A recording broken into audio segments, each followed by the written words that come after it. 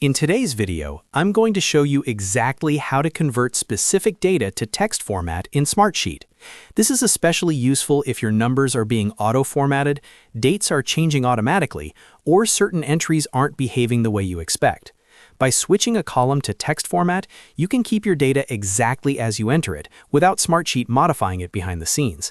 I'll walk you through this step by step, so you can follow along easily.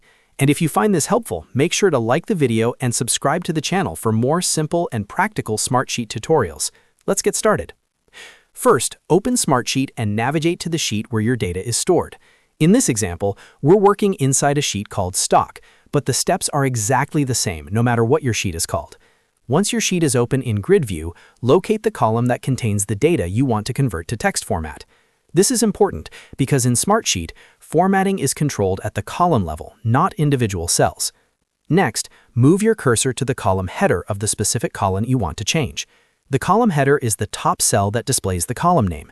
Left-click directly on that column header. This will open a drop-down menu with several options related to that column. From the drop-down menu, look for the option that says Edit Column Properties and click on it. This will open the Column Properties window.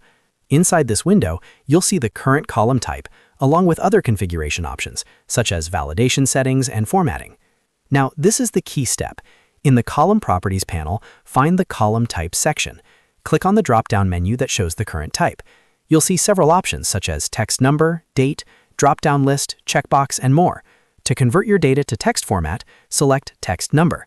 This option allows the column to store both plain text and numbers without automatically converting them into dates or applying numeric formatting rules. After selecting text number, double-check that this is the format you want. Remember, once you change the column type, it will affect all cells within that column. If everything looks good, go ahead and click OK to confirm the change.